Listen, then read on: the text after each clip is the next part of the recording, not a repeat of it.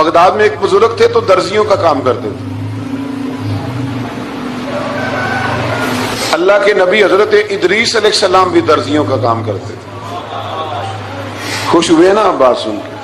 پیشہ کوئی بھی برا نہیں، ایک برا ہے وہ ہے ہاتھ پھیلانا، اس کے علاوہ کوئی پیشہ برا یہ برا نہیں، یہ ہاتھ پھیلانا برا ہے. حضرت شیخ محمد بن حسن کہتے ہیں کہ وہ بزرگ جو تھے نا، امام غزالی نے لکھا ہے، وہ درزیوں کا کام کرتے تھے تو اس زمانے میں نا کھوٹا سکہ بھی کبھی کبھی آ جاتا تھا. کھوٹا سکہ پرانے لوگوں کو تو پتا ہوگا، چلو نوجوانوں کو بتا دیتا ہوں. چاندی کے سکے ہوتے تھے تو اوپر سے جب وہ گھس جاتا تھا نا نمبر، تو اس کو کہتے تھے اب کھوٹا ہو گیا. کیوں جی بزرگوں ایسے ہی ہے، وہ گھس جاتا تھا تو کہتے تھے سکہ، تو وہ چلتا نہیں تھا کہیں بھی. تو وہ بابا جی کی دکان مشہور ہو گئی تھی کہ وہاں کھوٹے سکے بھی چل جاتے، لوگ دے آتے تھے کھوٹے سکے. بہت سارے لوگ دے دیتے، بابا جی چپ کر کے قبول کر لے. مشہور ہو گیا، جو بھی جاتا کھوٹے سکے دے آتا، بابا جی قبول کر لیتے. پھر شام کو نہ گھوڑے پہ بیٹھ کے جاتے اور دریا میں بہا. ایک دن کچھ بندے کھوٹے سکے لے کے آ گئے تو بابا جی ابھی مصلے پہ تھے، نماز پڑھ رہے تھے، تو بیٹے نے کپڑے دیے تو کھوٹے سکے وصول کیے.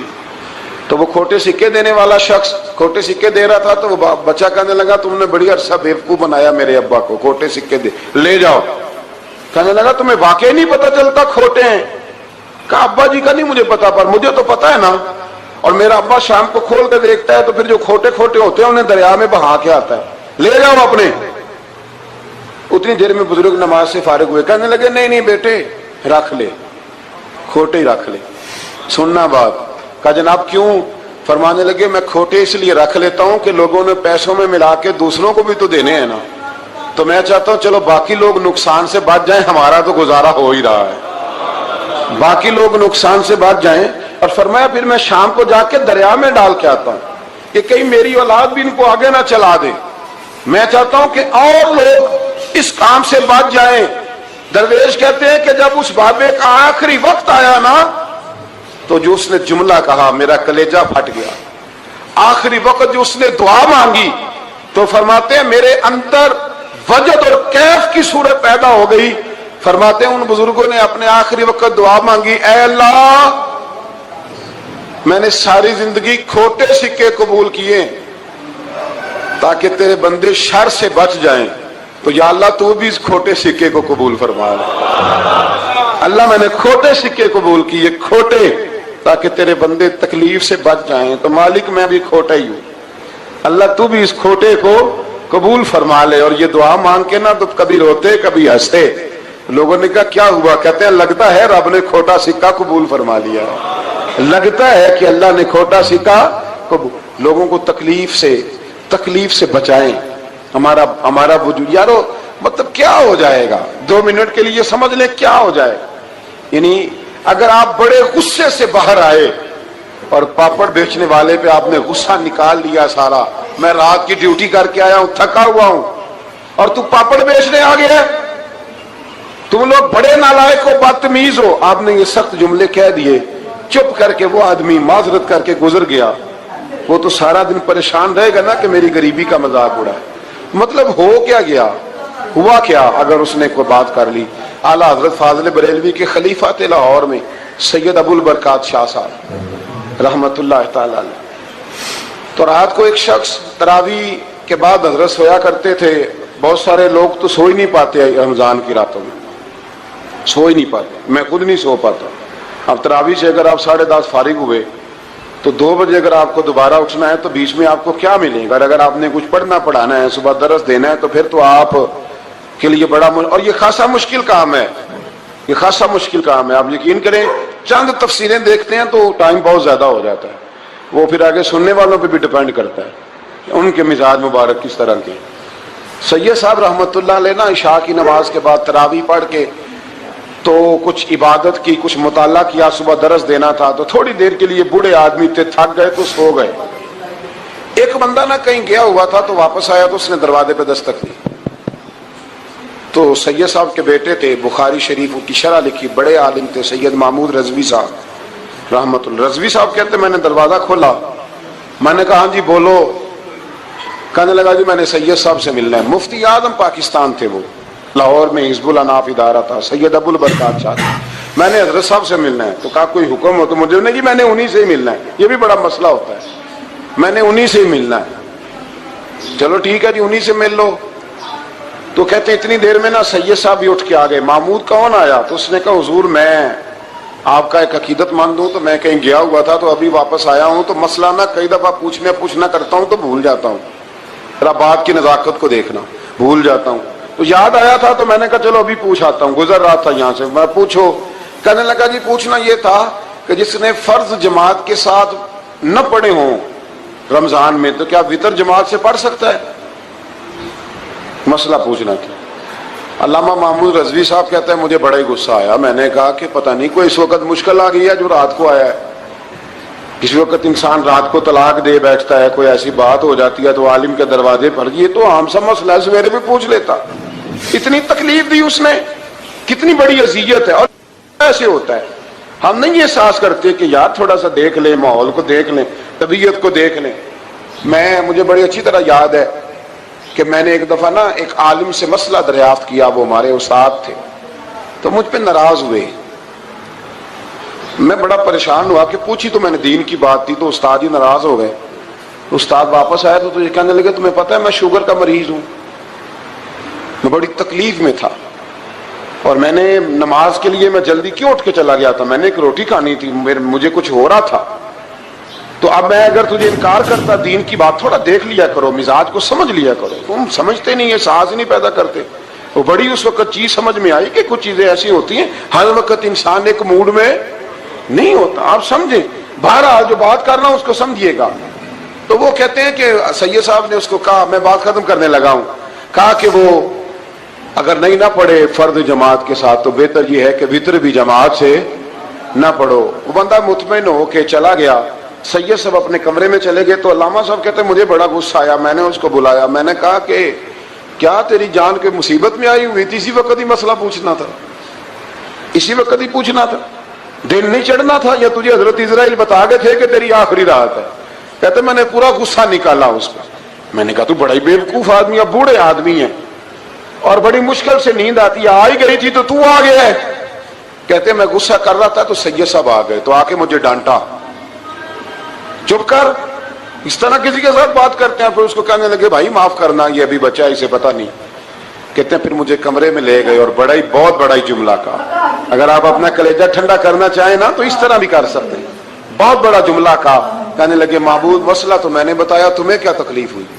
اور پھر فرمانے لگے شکر کرو اللہ کا, اس دور میں بھی کوئی دین کی بات پوچھتا ہے. شکر کرو اللہ کا, اس دور میں بھی کوئی دین کی بات پوچھتا ہے. شکر کرو اللہ کا, کوئی دین کی بات پوچھتا ہے, ورنہ تو لوگ پوچھتے ہی نہیں. تو اگر آپ خوش کرنا چاہیں اپنے آپ تو آپ سائیکل والے پہ غصہ کرنے کی بجائے یہ بھی تو کہہ سکتے ہیں نا شکر ہے رزق حلال کما رہا ہے, مانگ کے نہیں کھاتا, شکر ہے یہ محنت کر رہا ہے اپنی. تو آپ اپنے ذہن کو اس طرح کا بنائیں, سوچ کو اس طرح کا بنائیں. آج اس جمعے میں ہم نے ارادہ کرنا ہے کہ ہم نے آسانیاں دینے کی کوشش کرنی, ہم نے لوگوں کو تکلیف نہیں دینی, ہم نے کسی کو آزمائش میں مبتلا نہیں کرنا, ہم نے کوئی ایسا کام نہیں کرنا جس کی وجہ سے لوگ سمجھیں کہ یہ آدمی بوجھ بن گیا. کبھی بوجھ نہ بنے. یارو کتنا بدبخت ہے وہ آدمی جس کے مرنے کی لوگ دعا مانگے, اس کے مرنے کی. حضرت عبداللہ ابن مبارک کے پڑوس میں ایک یہودی رہتا تھا, یہودی تھا, یہودی.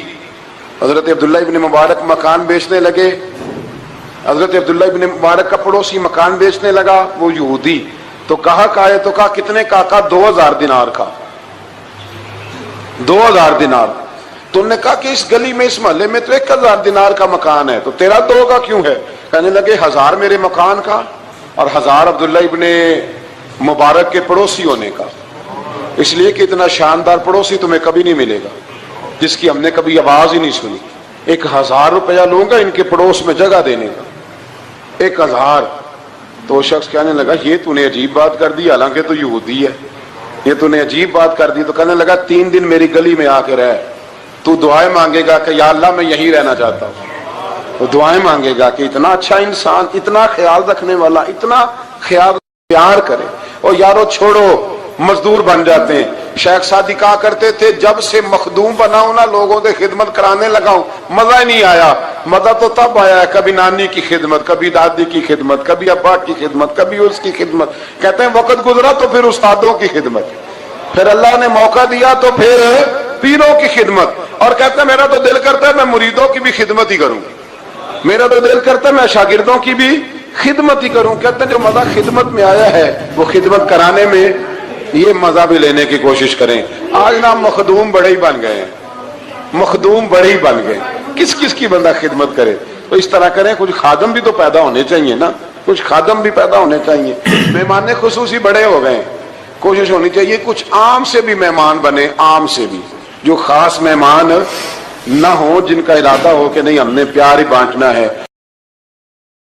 نمبر 105 میں قرآن مجید کو بتدریج تھوڑا تھوڑا نازل کر کے نازل کرنے کی حکمت یہ بتائی گئی کہ رسول ان پر ٹھہر ٹھہر کے پڑھیں گے، ان کے لیے قرآن کو سمجھنے میں آسانی ہوگی. مشرکین مکہ اعتراض کرتے تھے کہ کبھی آپ اللہ کہتے ہیں کبھی رحمان کہتے ہیں، ہم تو رحمان کو نہیں جانتے. تو اللہ نے فرمایا رسول کہہ دیجئے کہ معبود برحق کو تم اللہ کہہ کے پکارو یا رحمان کہہ کے پکارو،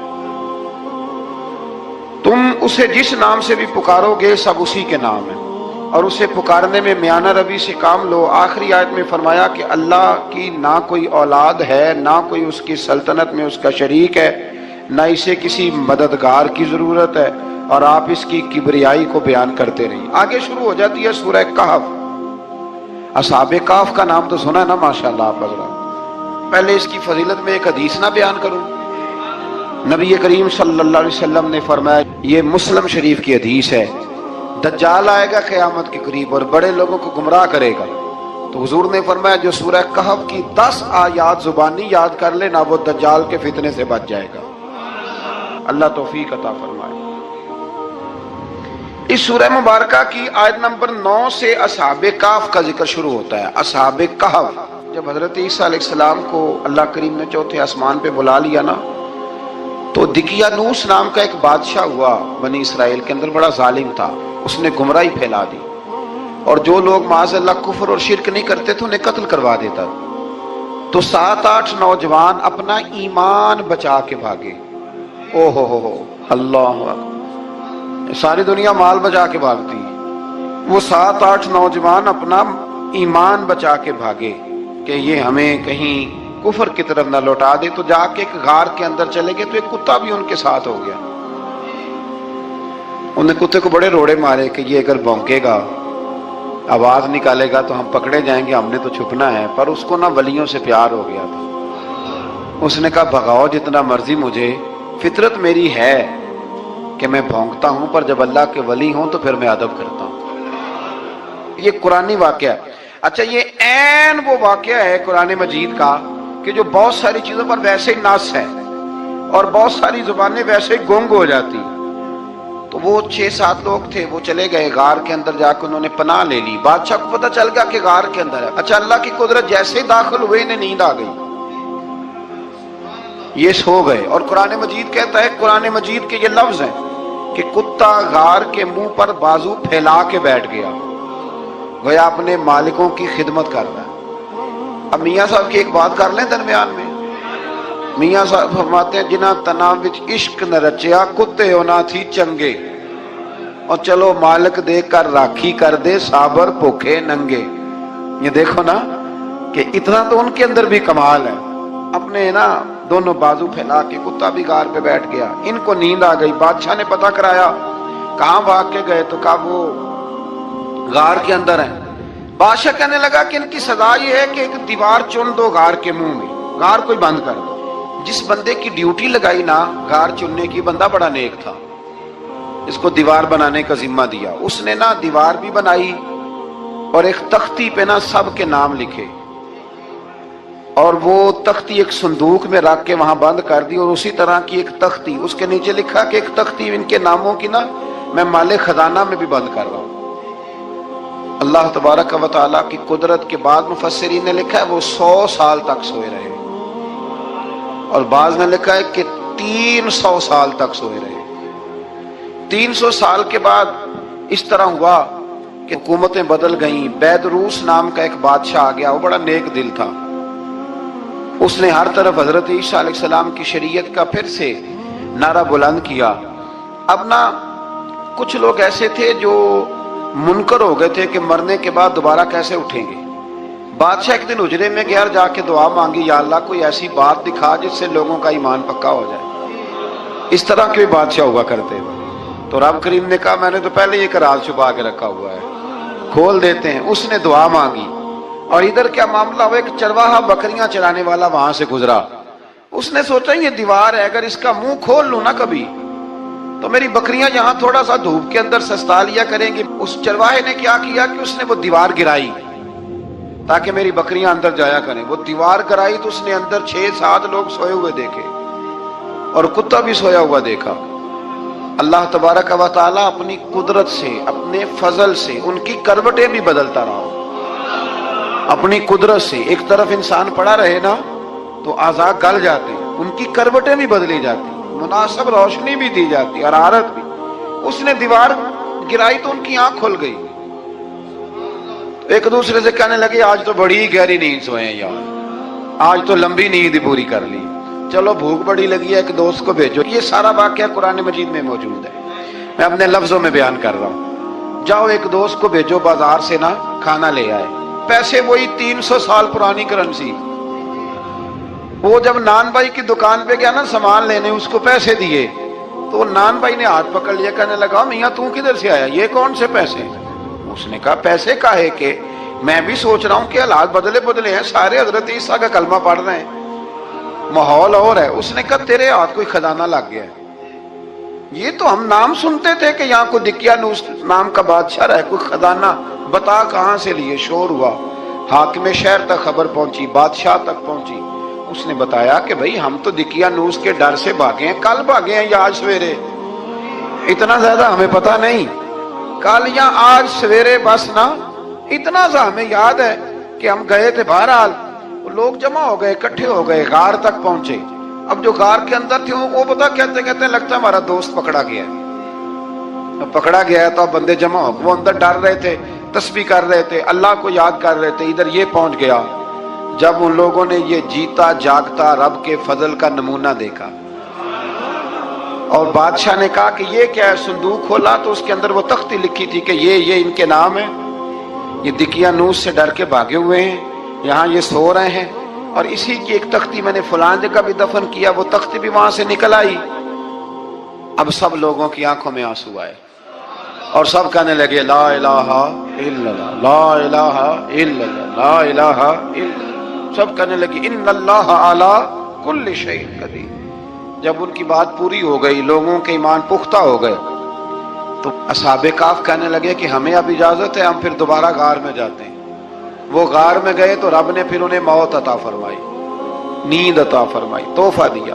بادشاہ نے پھر اس کے آگے دیوار بنائی اور وہاں بادشاہ نے ایک مسجد تعمیر کرا دی، لوگ زیارت کرنے جاتے. یہ اصحاب کہف کا ذکر ہے. اب یہاں ہمارے مفسرین نے لکھا ہے کہ وہ جو کتا تھا نا وہ بھی ساتھ ہی تھا. اللہ قیامت والے دن اسے انسانی، یا تو انسانی شکل ملے گی یا جیسے رب کا فضل ہوگا رب کریم اسے بھی جنت عطا فرمائے گا. اس نے تبلیغ کی، دین کی. اس نے کیا کیا؟ تبلیغ کی، نمازیں پڑھی، روزے رکھے، حج کیا، 10 ہوتے صحیح اس کیتا کی. اسی آنکھیں نا خدا کے فضل سے ہم پر ہے سایہ غوث اعظم کا، ہمیں دونوں جہاں میں ہے سہارا غوث اعظم کا. لوگ پریشان ہو جاتے ہیں، کہتے ہیں کس طرح کی بات کرتے ہو؟ تو میں نے کہا اصل میں تیرا عقیدہ کچا ہے. وہاں تو کتا چلا جائے ولی کے پاس تو رب اسے جنت دے دیتا ہے، تو جیگتا جاتا مومن جائے تو اللہ کیوں فضل نہیں فرماتا؟ اس سے آگے نا پھر آیت نمبر 32 ہے. اس میں اللہ تبارک و تعالیٰ نے 2 لوگوں کا واقعہ بیان کیا.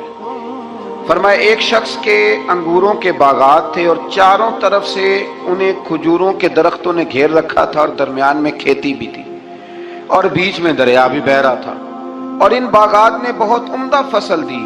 ایک دن یہ شخص اپنے ساتھی سے کہنے لگا میرا مال اور افرادی قوت تم سے زیادہ ہے، مجھے یقین ہے کہ یہ باغ کبھی برباد نہیں ہوگا. اول تو مجھے قیامت کا یقین ہی نہیں معاذ اللہ، لیکن اگر قیامت آئی تو مجھے وہاں سے بھی بہتر مال ملے گا. اس کے دوسرے ساتھی نے کہا تو اپنی اصل کو بھول گیا ہے اور تو نے اپنے خالق کی ناشکری کی جو کہ وحدہ لا شریک ہے. اگر تم نے باغ میں داخل ہوتے وقت ماشاءاللہ لا قوت الا باللہ کہہ دیا ہوتا تو یہ تمہارے حق میں بہتر ہوتا۔ اگرچہ مال اور اولاد میں تم سے کم ہوں، لیکن میرا ایمان یہ ہے کہ اللہ تعالیٰ مجھے اس سے بہتر نعمت عطا کرے گا، اور آسمان سے کوئی آفت آئی اور تمہارا باغ تباہ و برباد ہو جائے گا، یا اگر اس کا پانی زمین میں دھس گیا تو پھر تم اسے تلاش نہ کر پاؤ گے، بالآخر اس شخص کا باغ برباد ہو گیا۔ وہ جو کہتا تھا نا مجھے یقین نہیں قیامت نہیں آئے گی، اس کا باغ ہی، اور وہ کف افسوس ملتے ہوئے کہنے لگا کاش میں نے شرک نہ کیا ہوتا، لیکن پھر اس کا کوئی نہ مددگار تھا اور نہ حمایتی۔ آیت نمبر 45 میں اللہ تعالیٰ نے دنیا کی زندگی کی ناپائیداری کو ایک مثال سے بیان فرمایا کہ آسمان سے بارش نازل ہوئی، گھنا سبزہ نکلا، پھر وہ سوکھ کر چورا چورا ہو گیا، جسے ہوا اڑا کے لے گئی۔ مال اور بیٹے تو محض جیتی دنیا کا سنگار ہے، جب تک تم زندہ ہو تب تک مال بھی ہیں اور بیٹے بھی ہیں۔ والباقیات الصالحات، اگر کچھ ہے باقی رہے گی تو تمہارے اچھے اعمال باقی رہیں گے، اور اگر اولاد نیک ہوئی تو وہ بھی باقیات الصالحات میں شامل ہو جائے گی۔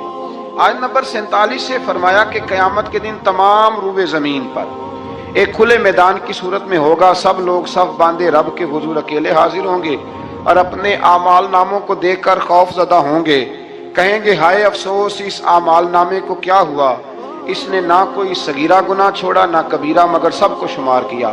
آیت نمبر 50 میں حضرت آدم علیہ السلام کو فرشتوں کے سجدہ، ابلیس کی نافرمانی اور شیطان اور اس کی ذریت کے انسان کے دشمن ہونے کا بیان ہے۔ آگے پھر ذکر شروع ہو جاتا ہے حضرت موسیٰ علیہ السلام اور حضرت خضر علیہ السلام کا۔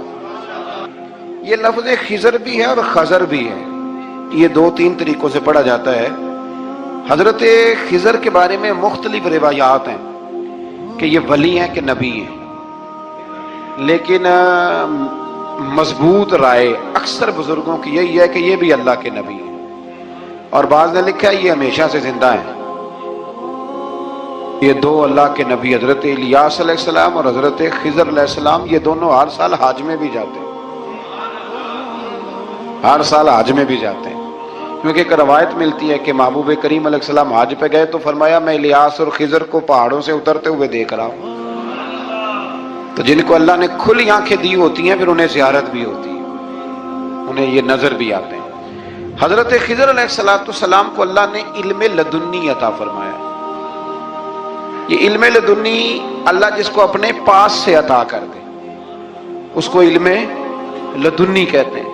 حضرت موسیٰ علیہ السلام ایک دن تقریر کرتے ہوئے کسی نے پوچھا کہ آپ سب سے بڑے عالم ہیں، فرمایا الحمدللہ۔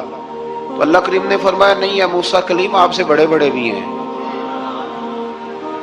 بڑے بڑے لوگ ہیں، ہمارے ہاں مسئلہ ہے پا نہ پڑی، اور لوگ مناظرہ کرنے آتے ہیں۔ کئی دفعہ لوگ نا مسئلہ بتاتے ہیں تو میں کہتا ہوں جناب آپ نے بتا دیا کہ اب آپ نے حکم کرنا ہے، اب آپ نے حکم کرنا ہے۔ کبھی کبھی کچھ لوگ ایسی باتیں کرتے ہیں وہ جی آپ ایک بندے کا نام لیتے ہیں ذکر کرتے ہیں، تو میں نے کہا چلو ہم نے بھی کہیں کچھ پڑھا ہی ہوگا نا تبھی تو ذکر کرتے ہیں، لیکن جو آتے ہیں نا لوگ وہ مشورہ تمہارے دور میں ہے ہی نہیں، جس نے جو لائن پڑھ لیا ہے وہ اس پہ پکا ہو گیا، سارا نہیں نہ پڑھا، سارا پڑھے پھر بات سمجھ میں آتی ہے۔ حضرت موسیٰ کلیم اللہ کے نبی ہیں اور کیا بات ہے ان کی، اور یہ بھی اللہ کا فضل ہوا حضرت موسیٰ نے یہ بات کی تبھی تو ہمیں اتنی شاندار حکمتوں کے پھول ملے، یہ بھی حضرت موسیٰ کا ہی کمال ہے۔ تو حضرت موسیٰ نے کہا کہ اے اللہ وہ جو مجھ سے بڑا ہے عالم ہے وہ کہاں ملے گا جس سے میں حکمت کی بات سیکھوں؟ تو فرمایا جہاں مجمع البحرین ہے نا دو دریا ملتے ہیں وہاں وہ ملے گا۔ حضرت موسیٰ کلیم سے اللہ نے فرمایا کہ جاؤ جہاں دو دریا ملیں گے نا وہاں تمہیں وہ شخص ملے گا۔ تو یا اللہ میں کس طرح؟ فرمایا زادرہ ساتھ لے جاؤ کھانے پینے کا سامان۔ حضرت موسیٰ کلیم لے گئے، مچھلی بھی لے گئے۔ فرمایا یہ مچھلی جہاں تمہارے برتن سے نکل کے دریا میں داخل ہو وہاں دریا میں شگاف پڑ جائے گا، وہاں وہ تمہیں شخص ملے گا۔ حضرت موسیٰ نے اپنے خادم حضرت یوشع بن نون علیہ السلام کو بھی ساتھ لیا۔ یہ بعد میں حضرت موسیٰ علیہ السلام کے جانشین ہوئے۔ یہ دونوں سفر پہ نکل گئے، ایک جگہ پہ پہنچے جہاں پہاڑ تھا ساتھ دریا بھی تھا، اس کے نیچے آرام کرنے لگے۔ حضرت موسیٰ کلیم سو گئے تو یوشع بن نون علیہ السلام موجود تھے، مچھلی جھٹ سے نکلی دریا میں داخل ہو گئی، وہاں راستہ بھی بن گیا۔ اب اٹھے حضرت موسیٰ کلیم جب اٹھے تو فرمایا چلو چلے، تھوڑا آگے جا کے فرمایا بھوک لگ رہی ہے کھانا تو نکالو۔ انہیں یاد آیا، کہنے لگے حضور مچھلی تو دریا میں چلی گئی تھی۔ فرمایا تو نے بتایا نہیں، وہی تو ہماری منزل تھی جہاں مچھلی دریا میں گئی۔ پھر وہاں سے واپس آئے قدموں کے نشانوں پہ، وہاں پہنچے جہاں مچھلی گئی تھی، تو وہاں ایک شخص لیٹا ہوا تھا چادر لے کے۔ آپ نے سلام لی تو انہوں نے کہا وعلیکم السلام یا موسیٰ کلیم اللہ۔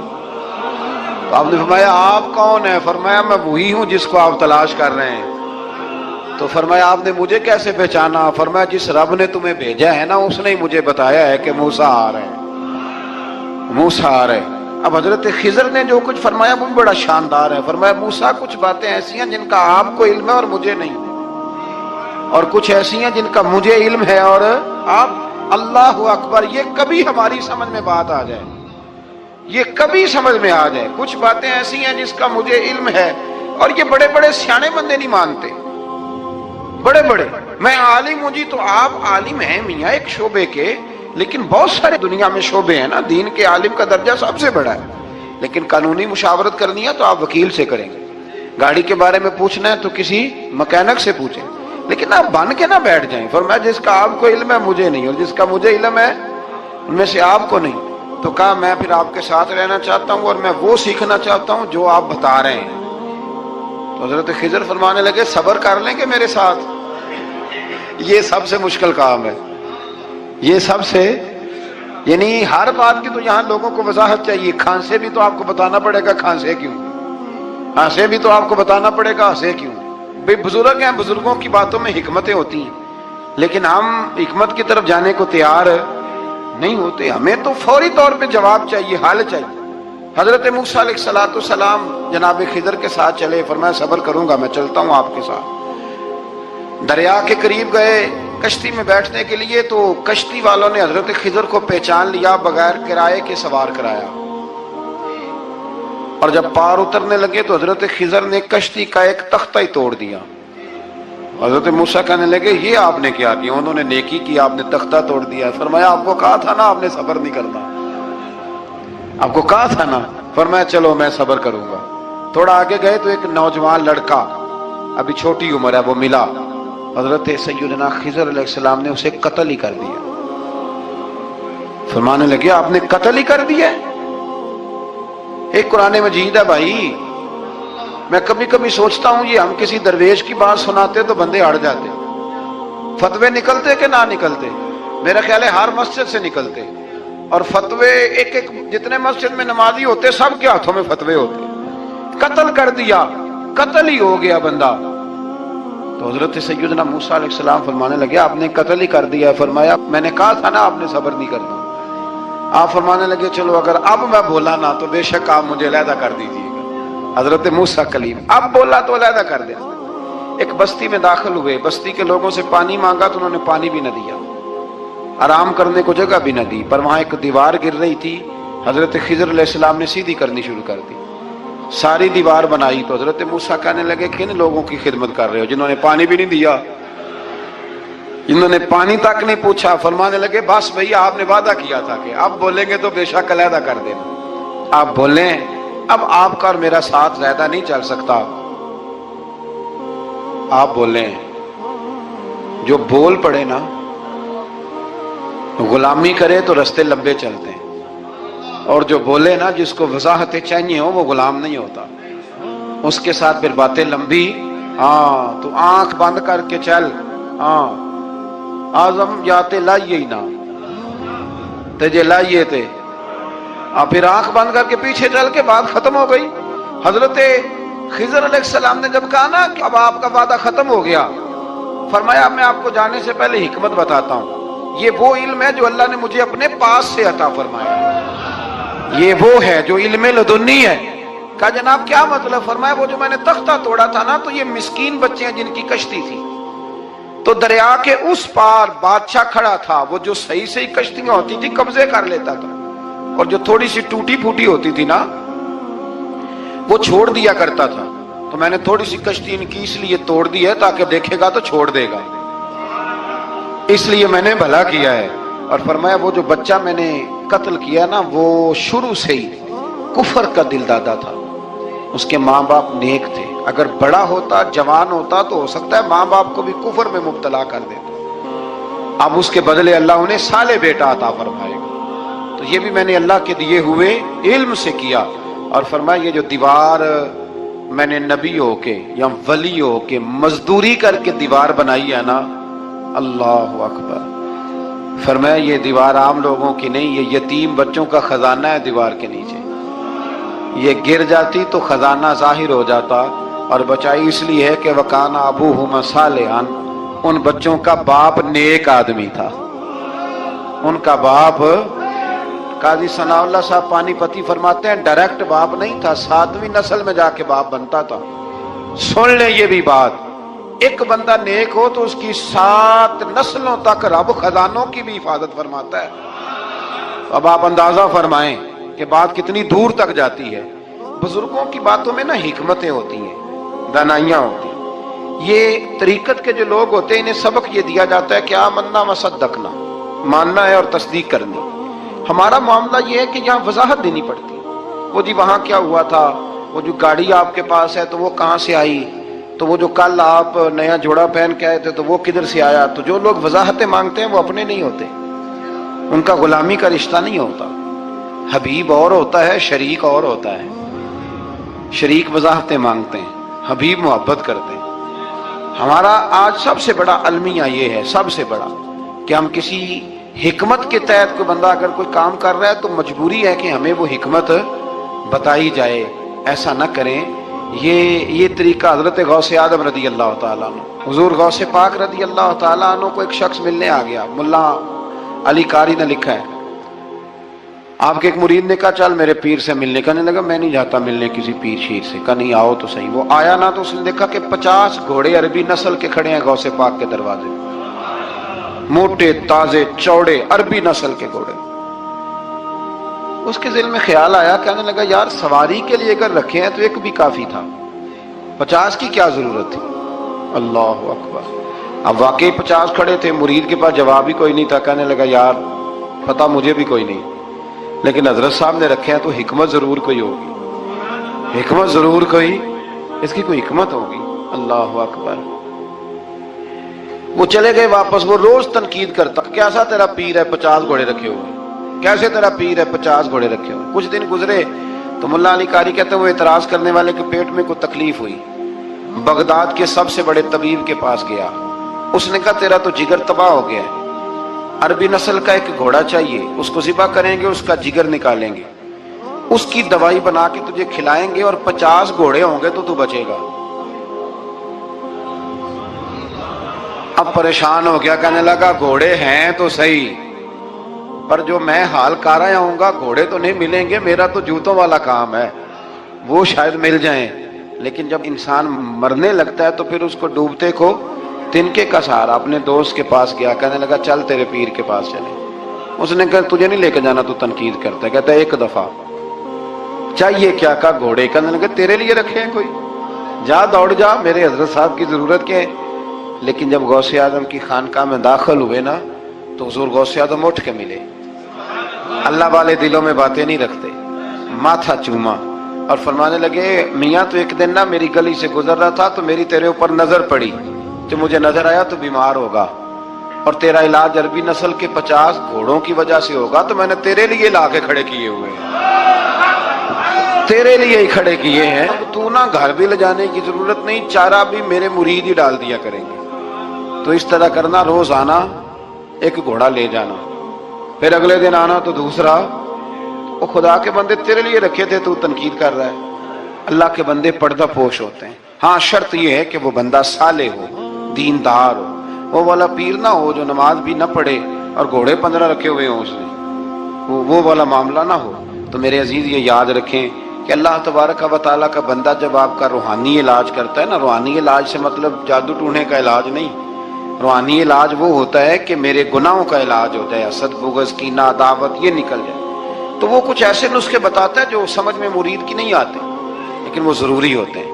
انہی نسخوں کو استعمال کرنے سے انسان کا فائدہ ہوتا ہے. جی کرنے والے لوگ ہمیشہ کامیاب رہتے ہیں. وہ ماں باپ کے آگے کریں، استاد کے آگے کریں، شیخ کے آگے کریں. اور جن کو وضاحتوں کی ضرورت ہوتی ہے، ہاں ایک شرعی بات ضرور ہے، وہ ضرور سن لیں. اگر آپ کو کہیں کچھ شرعی قباحت نظر آئے جو قرآن و سنت سے ٹکراتی ہو تو وہ آپ پر فرض ہے آپ اپنے مرشد سے پوچھیں. کتنی بڑی بات کر رہا ہوں. یعنی جو چیز قرآن و سنت سے ٹکرا رہی ہو اس کی وضاحت طلب کرنا ضروری ہوتا ہے، اور جو دین سے نہ ٹکرائے اس پر آپ وضاحتیں پوچھتے ہیں تو پھر اس کا مطلب ہے کہ آپ علاج کرانے میں سنجیدہ نہیں ہیں. اللہ تعالیٰ قرآن مجید کو سمجھنے کی توفیق